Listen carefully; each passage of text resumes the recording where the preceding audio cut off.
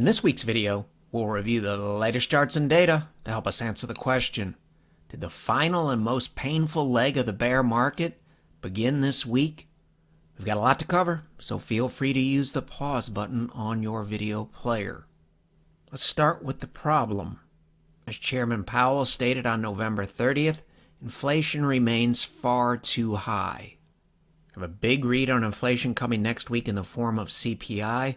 The last two reads on inflation have been hot. The solution to the problem: Fed policy, primarily in the form of higher interest rates. Monday morning, December 5th, once again in the Wall Street Journal, the Fed pushing back against markets relative to the dovish interpretation of Fed policy. When the Fed lowers interest rates to stimulate the economy, part of that policy is based on the wealth effect when asset prices rise. Conversely, when the Fed is trying to slow down the economy to tame inflation, and when the Fed is trying to tighten financial conditions, all things being equal, they'd prefer to see asset prices fall. And after the Fed pushback article on Monday morning of this week, December ended up being the worst start to a month dating all the way back to 2011. Anecdotally, in the 2011 case here, in June of 2011, the drawdown from the fifth day, from the beginning of the month, was an additional 16.34%. Noteworthy, the market did bounce first and then drop significantly. The article dated December 5th continued to align with the Fed's higher for longer stance. This is a common theme in the Fed's recent messaging. Top portion here: yes, the markets have interpreted the step down in the hikes from 75 basis points to 50 basis points potentially next week as a positive. This is the word that appears next. But elevated wage pressures could lead them to continue lifting it to higher levels than investors currently expect. Fed is saying to the markets, you're only hearing the positives and you're tending to ignore the negatives. You're only hearing the positives, but you're tending to ignore the negative portions of our message. We may have to push rates higher than you're anticipating because of ongoing concerns relative to the labor market. And last week, the markets took off during Powell's speech, and once again, there's pushback in this article. During the quiet period this week, the message: he's told associates that he hasn't changed his view, that the bigger mistake the Fed could make would be to fail to get inflation under control. Also sending a signal to the markets that if inflation data doesn't improve, it's possible we're going to see back-to-back 50 basis point hikes. Another key message here, and they reinforce their concerns about the tight labor market, which thus far hasn't shown any signs of loosening up. Powell clearly stated that in terms of trying to bring inflation back down to the Fed's target, wage growth is running hot, too high. And the Fed's belief, in order to tame wage growth and cool down the labor markets, they're going to have to push up the unemployment rate. Fed officials' recent comments suggest they now understand they've got to get a significant rise in unemployment to make sure wages aren't an inflation problem. And we know from last week's video, if the Fed needs to drive up unemployment to tame wage inflation, history says it's highly unlikely that we're going to avoid a recessionary outcome. And we also know if the odds of a recession increase, we're also talking about increasing odds of a hit to corporate earnings. And if earnings decline in the coming quarters, using a typical P/E ratio of 17, it says the markets are trading at elevated levels. And as we covered in detail last week via this slide, in a recessionary scenario, history says earnings could drop roughly 20%, and the S&P 500 could drop 20 to 30% from early December levels. This quote here from December 9th speaks to the exact same concepts. If earnings decline as they typically do in a recession, once again, the million-dollar question is, are we going to go into a recession or avoid a recession? What does the bond market have to say? Left side of your screen, New York Fed's recession probability model, based on activity in the bond market. The last read from the New York Fed's model, recession probability stands at 38%, Right side of the screen from CNBC this week. DataTrek Research. A 38% chance is as good as a 100% chance relative to history. Every time the Fed's New York Fed recession probability model cleared 30%, a recession followed. And once again, if we're going into a recession, then we're at the stage where earnings most likely are going to take a hit. And if that's the case, the market most likely is going to fall. Bond market evidence that we've covered in the past.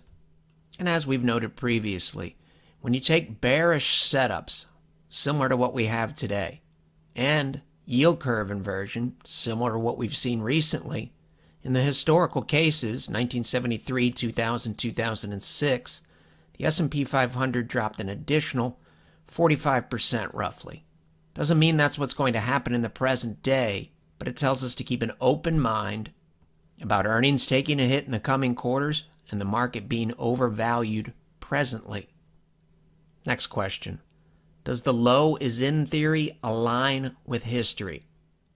Article dated December 5th. The S&P 500 hasn't bottomed before a recession started since World War II. History suggests that if the U.S. economy experiences a recession, the S&P 500 bottoms out during the recession and not before. Only the March 1945, October 1945 recession saw the S&P 500 buck that trend. And if you compare that period, here's the recession here in 1945, and we look at the trend in the S&P 500 using a weekly cloud chart, this is a strong-looking trend here. It really doesn't look anything like what we have on December 8th, 2022. Next question. Is the market saying interest rates are falling, we will avoid a recession, and earnings will not take a big hit? Upper left-hand corner of your screen, growth stocks relative to defensive healthcare stocks, VUG divided by XLV in the ETF world. Christmas Eve 2018, the Fed pivots in a friendly manner. During the COVID plunge 2020, the Fed pivots in a friendly manner. Earlier this year, the belief that the Fed had pivoted in a friendly manner and they were doing so at a point where we could avoid a recession and avoid a big hit to earnings, this is what the market or the ratio looked like. If the answer to this question is yes, then for the most part, this is what you want your momentum to look like. This is what you want your momentum to look like, and this is what you want your momentum to look like. And if the answer to this question is yes, and this is what you want the ratio to look like, this is what you want the ratio to look like, and this is what you want the ratio to look like. How does it look in the present day? Better, worse, or about the same? If we just look at the ratio or price itself, the answer is quite a bit worse. The S&P 500 has been rallying since October. Ratio is really not along for the ride. The ratio took part in the June rally into the August high here. Market's much more skeptical in the present day. And if the answer to this question is yes, this is what we want momentum to look like. Something like this, or something like this. In the present day, momentum looks very, very skeptical relative to the current rally attempt. This really doesn't look anything like this. This really doesn't look anything like this. And this really doesn't look anything like this. And from a simple trend perspective, in this case we have a full-bore bullish look. Price above both moving averages, blue the fastest moving averages on top, and the slopes of both moving averages are up. Once again, full-bore bullish look here. Can't muster it here, meaning this looks more like a counter trend move, and we don't have anything in the present day that looks like a full-bore bullish look. In fact, we have a clean full-bore bearish look using the same ratio. Price below both of the moving averages, blue the fastest moving averages on the bottom, and the slopes of both of the moving averages are down. This is the 50-day exponential here in blue, the 200-day exponential in red. And this chart is emblematic of a wide range of charts and ratios and data sets that would answer this question in the same manner. Here's another example. NASDAQ 100 relative to defensive staples. This is what a conviction move looks like, a conviction move. This is what the present day looks like. Next question. has the stock market broken the back of the bear market trend? S&P 500 monthly chart. This is the monthly cloud here. These are anchored volume-weighted average price lines. For the most part, and in simple terms, to answer this question, yes, the market would have to clear and hold above at least 4,200, if not 4,300. And while the long-term trend, the trend from the 2009 low, is still intact, we still have a green monthly cloud. If we zoom in on the cloud chart here, the monthly chart, this is not a good look here.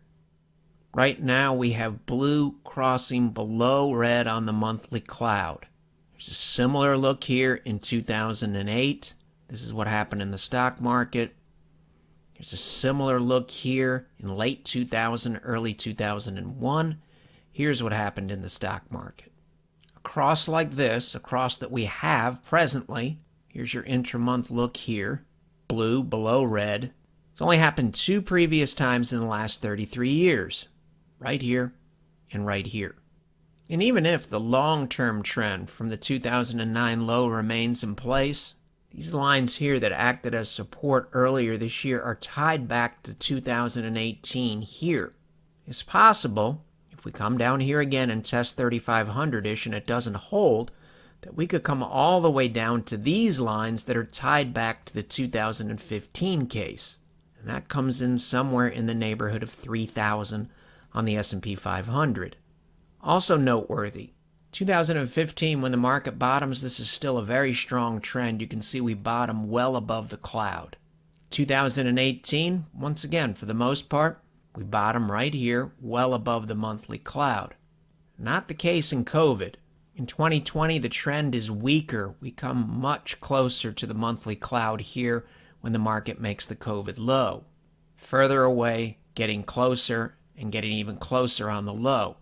Thus, hypothetically, even if this long-term trend remains intact and we come back and visit the monthly cloud, it is a long way away relative to current prices. Now to forecast in any shape, form, or fashion. It's a daily chart that we've covered in recent weeks. This version is as of December 9th, intraday. Bear market downtrend rejected here. Bear market downtrend rejected here. And thus far, we've been rejected in a similar area. If the market can push higher, we've still got to contend with this trend line from here to here that comes in somewhere in the neighborhood of 4,200-ish. To answer this question, yes, the market needs to get to the other side of the hurdle shown on your screen, and it has to stay there. So the longer that we stay up in this area here, the more relevant it would become. At this point, we haven't even cleared those hurdles. Doesn't mean it's not going to happen, but it hasn't happened yet.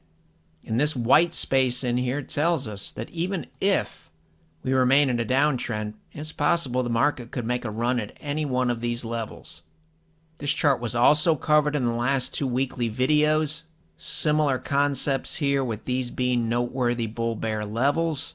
A little bit of a change relative to last week. Daily momentum really hadn't broken down in any meaningful way a week ago. Now we do have a breakdown look.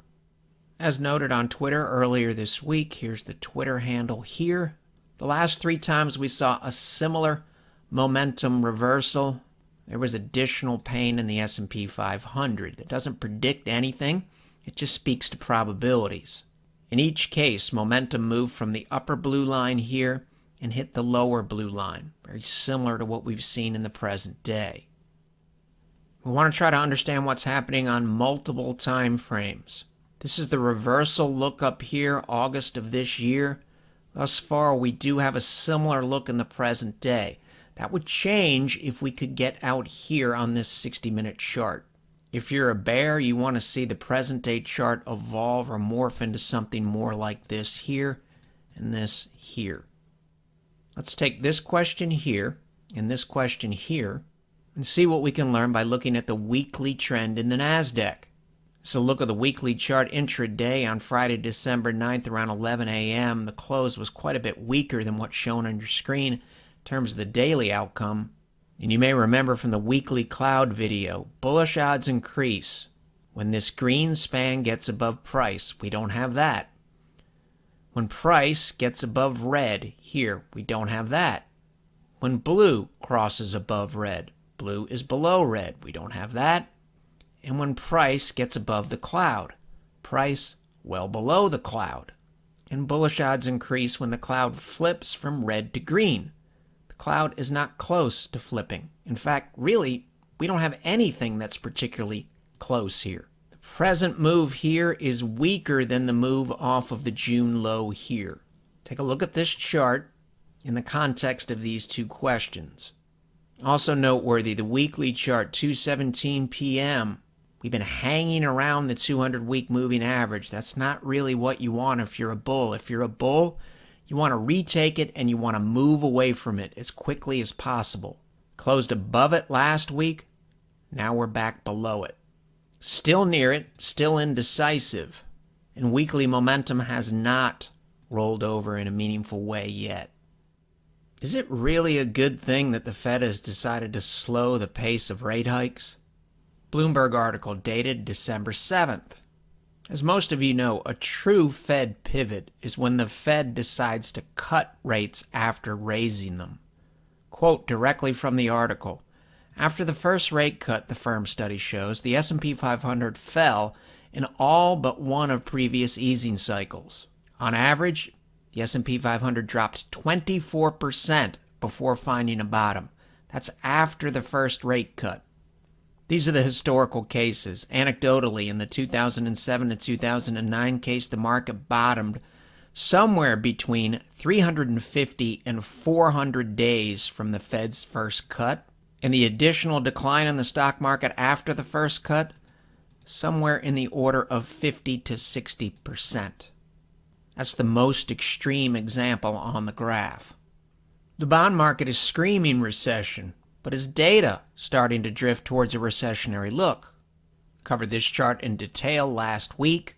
Relative to the looks that we would prefer to avoid here and here, we look worse this week relative to the data set that we covered last week. And as the headline shows, the economy is starting to weaken, but the labor market probably remains too strong for the Fed to back off. You can pause your video player here, but anecdotally, bank CEOs, which have a lot of insight relative to consumer trends, do not like what they've been seeing. This chart here, in terms of lending standards, is also taking on a concerning look relative to past recessions. Given the data that we have in hand today, it's still too early to say that inflation is coming down in any meaningful way relative to the Fed's target. Similar message here from the Wall Street Journal's inflation tracker. What does the bond market think about inflation at this point? It's a little bit of a mixed bag because interest rates, the 10-year yield here, have come back, but they've come back to a logical level. If they bounce from here, there's no question the weekly trend in the 10-year yield remains firmly up at this point. This is the last counter trend move here on the daily chart. This is what we look like on December 9th. And if the market really believed that interest rates are falling for good reasons, meaning we're going to avoid a recession, inflation's peaked, and earnings are going to avoid a big hit, not sure we would expect TLT to beat SPY by 2.73% as it did this week. Given the VIX was up over 19% this week, this question might be a little bit dated. Topic we've already covered here. Expectations here that the VIX will not be tame and sleepy next year. As we've covered previously, when the S&P 500 declined more than 19% dating back to 1990, the VIX tended to peak 55 days before the S&P 500 bottomed. The maximum closing level for the VIX prior to the S&P 500 low tended to be in the 40 to 50 range. And the VIX level on the day of the S&P 500 low came in somewhere in the 43 to 44 range. And as we've covered in the past, a sleepy VIX here in 2008 really wasn't particularly helpful. Before the worst leg down in the financial crisis bear market, the VIX was trading below 20. It had been oscillating between roughly 33 and about 17.5 before spiking. For the most part, that's what we've seen this year. Here's the same range here. VIX was recently below 20, and it started to rise a little bit in recent weeks. It's daily momentum on the VIX here. We have a look now. It's very, very similar to the recent turns. Same can be said here. This is the 5-day, the 7-day, and 10-day moving average for the VIX. You can see the trend in the VIX starts to turn up. S&P 500 falls. Similar look S&P. Similar turn S&P. Turn here, S&P drops. A similar look in the present day. This is December 9th. Doesn't mean the S&P is going to drop further. It just speaks to probabilities. For the full week down here, the VIX was up just under 20%. So it wasn't particularly sleepy this week, reflected in this look here. Doubling back to trends, you can pause your video player here. We've covered this chart in the past. We still have a similar momentum look here in the present day. This is a bullish momentum look here. When the market bottoms in 2015, 2016, you get above zero, fail below zero in the financial crisis bear market, and fail near zero in the dot-com bust bear market. Present day rally has not gotten back to the zero line yet.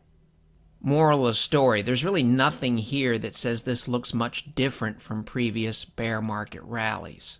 From a shorter term perspective, here's the October low here. This is a daily chart of the S&P with the 20-day moving average here. We've been above it for the most part. We're back below it now. It's not that much different from this period here, with the exception of we have 1, 2, 3, 4 consecutive closes now below the 20-day. Another daily look here. You can see we really haven't done anything to break the downtrend. We're still making a series of lower highs and lower lows. The good news would be near the close on Friday, we're still holding above 3,900, an area that has acted as both support and resistance numerous times in recent months. Similar weekly concepts here. The move in the present day doesn't look discernibly different from these bear market rallies here in 08 and this bear market rally here in 2001, 2002. If weekly RSI closes above 55, that's a different story. Late this week, we were under 50 at 49.82. That's 3 p.m. on December 9th. Weekly Bollinger Band. Compare the bear look here, the bear look here, and the look in the present day. Dating back to the 1990s, present day look here with the red weekly cloud. The only two times that we have a similar look here, financial crisis bear market and the dot-com bust bear market. It's the weekly chart with the 30-week moving average that we've talked about. We're not really getting a turn up in the slope of the 30-week if you zoom in. We haven't done anything on the weekly chart to break the downtrend yet. Until this trend is broken, we're still in a bear market until proven otherwise. That may change very, very soon, but it hasn't changed yet. Thus, the closing low that we've seen thus far in this bear market is somewhere in the neighborhood of 3,500 here. That's tamer than your typical bear market going back to 1929. A typical bear would bottom hypothetically based on this peak here somewhere in the neighborhood of 3,200, well below the 3,500 that we've printed thus far in 2022. And if we zero in on the recessionary cases, it's quite a bit worse. The hypothetical drawdown would take us somewhere in the neighborhood of 2,900. Median recessionary bear market hypothetically would go to 2,926. The average would go to 2,782 based on this peak here in January of this year. And the bear market hypothetically would end sometime early in Q2 of next year. Not a forecast in any shape, form, or fashion. Last week, momentum looked good. Now we're starting to see momentum roll over a little bit in a concerning manner. At the close on Friday, December 9th, we're also starting to flirt with this trend line in a concerning manner. The good news, we're still above 3,900. Resistance here, support here, resistance, resistance, support. For us, in the short run, relative to making any additional defensive moves, we want to see what happens near 3,900. Closed Friday at 3,934. In terms of the scenarios covered last week, it's probably fair to say we're currently still in scenario 3, or more of the same. where stocks and bonds both could be weak, and we're probably moving toward scenario 2, where eventually bonds are attractive on a relative basis and on an absolute basis. Remember last week we said bonds could trounce stocks in the coming months. Even if the downtrend in the stock market remains in place and we go into a recession, it may take some time to move from scenario 3 to scenario 2. Key takeaways. The Fed is not the market's friend at this point. Numerous data points tell us we should be concerned about a recession, and thus we should be concerned about earnings, and we should be concerned about where the S&P 500 is trading relative to where earnings may be headed in 2023 and relative to an average or typical PE ratio. Remember last week we talked about a market that was rising, the stock market was rallying when earnings estimates were falling. That's a more vulnerable market. Given what we know today, we have to keep an open mind about retesting the lows and potentially taking out those lows. We've got 2 major and potentially wild card / inflection point events next week. CPI, or the latest read on inflation, is released on Tuesday, and then we have the Fed on Wednesday. We may not know the reaction to these 2 events until Thursday or Friday. It's possible the reaction on Tuesday could be quite a bit different than the reaction on Wednesday. As always, the commentary and the charts and the odds discussed in this week's video are based on the charts in front of us. If the data and the charts shift in a meaningful way, we have to be willing to reassess those odds. Heading into next week, we have guideposts both above and below price, and we have very little in hand today that aligns with the Goldilocks scenario. Is it possible the market has made its final low, and is it possible that we're going to avoid a recession? We know the answer. It's absolutely positively yes. But numerous things need to change for that to be true from a probability perspective. We may see those shifts soon, but we haven't seen them yet. We're still in a situation where we've got rare and difficult circumstances, but common sense tells us if everything has gotten whacked this year, there's going to be some wonderful opportunity on the other side of this, and it may come sometime in the next 3 to 4 months. As always, it's extremely important that we remain open to a wide range of outcomes and take it day by day. And it's extremely important that we listen to the market. That means listening to everything, not just what we want to hear. And we all know, if we want to have a high probability of leveraging the opportunities when they finally present themselves, it's extremely important that we head into next week and every week with that flexible, unbiased, and open mind. The material in this video has no regard to the specific investment objectives, financial situation, or particular needs of any viewer. This video is presented solely for informational purposes and is not to be construed as a solicitation or an offer to buy or sell any securities or any related financial instruments, nor should any of its content be taken as investment advice. Any opinions expressed in this video are subject to change without notice, and Shavaco Capital Management, LLC, or CCM, is not under any obligation to update or keep current the information contained herein. CCM and its respective officers and associates or clients may have an interest in the securities or derivatives of any entities referred to in this material. CCM accepts no liability whatsoever for any loss or damage of any kind arising out of the use of all or any part of this material. We recommend that you consult with a licensed and qualified professional before making any investment decision.